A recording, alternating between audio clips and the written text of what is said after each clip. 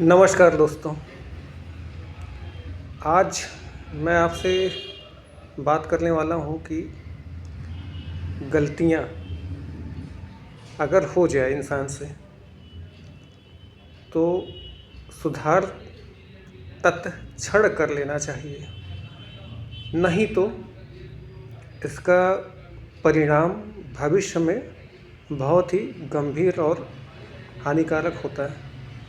और किस हद तक उसका परिणाम गंभीर हो सकता है, वो एक इस तरह से उदाहरण समझिए कि बस कहीं से आपको कील लग जाए और आपने टिडबैक का इंजेक्शन नहीं लगाया, तो फिर क्या परिणाम होगा।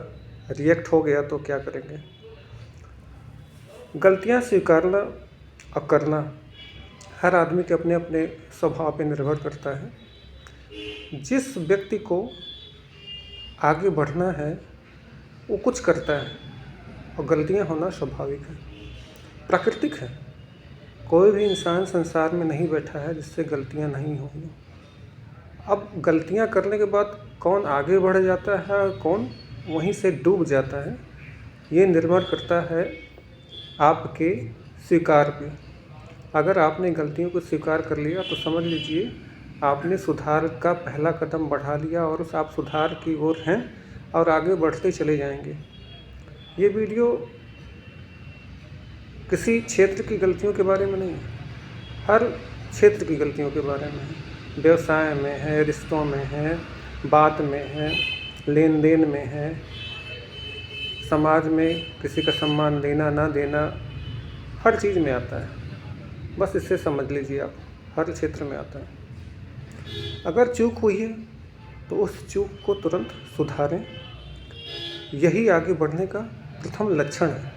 अगर आपने उसको अहंकार से जोड़ लिया कि अरे मेरे से तो गलती हो ही नहीं सकती, मेरे से ये चूक कैसे हो सकती है, तो समझ लीजिए वो व्यक्ति ऐसा करने वाला या ऐसा सोचने वाला अपने बॉटम पे है, अपने बिहेवियर के उस बॉटम पे है जहाँ से वो कभी प्रोग्रेस कर ही नहीं सकता, बल्कि वहाँ से और नीचे धंसता चला जाएगा, नीचे गिरना चला जाएगा, उससे कोई रोकने वाला नहीं है।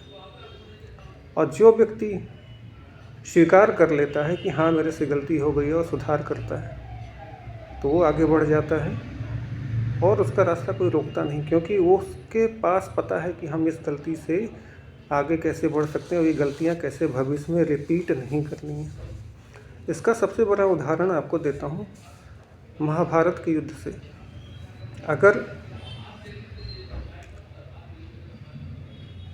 पांडु ने ज़मीन मांगी थी एक गांव और उनको मिल जाता, कौरव दे देते, तो शायद ये कभी महाभारत होती ही नहीं।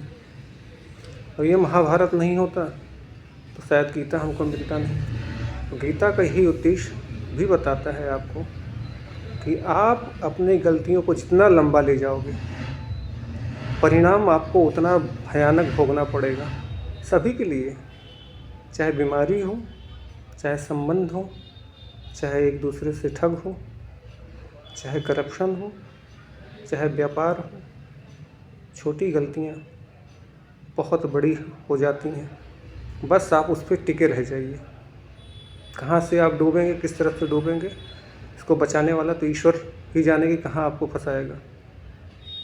और बहुत लोग यहाँ पे समझदार बैठे हैं, बहुत समझदार बैठे हैं, और बहुत ही ज़्यादा समझदार भी बैठे हुए हैं। तो ये उनके स्वीकार के ऊपर है, लेना ना देना। स्वीकार करते हैं तो आगे बढ़ते हैं, नहीं तो ऊपर वाला तो बैठा ही हुआ है कि कौरव का क्या हो गया था, किस तरह से पतन हुआ था। और इसी तरह से त्रेता का भी उदाहरण है राम के सामने। अगर आदमी स्वीकार कर लेता है तो हर चीज़ बड़ा आसान हो जाता है, आपका जीवन भी आसान हो जाता है। और गलती स्वीकार करने वाला नीचे नहीं होता है, गलती स्वीकार करने वाला ये बताता है कि हम समझदार हैं, हमारे आगे बढ़ने के रास्ते खुले हुए हैं।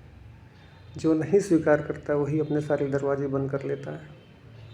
चीज़ें छोटी है लेकिन समझदारी की बात है। जो समझ गया उसकी दुनिया है, वरना तो आदमी इसी में फंसा है। मैं अहम में, और उसी मैं अहम में कुछ नहीं बचता, कुछ भी नहीं बचता। जो आदमी के पास कुछ नहीं बचता, उसके पास केवल अहंकार होता है, और जिसके पास अहंकार होता है वो उसको चला के खाक कर लेता है, बाकी कुछ नहीं उसके पास बचता। बस आज के लिए इतना ही। धन्यवाद।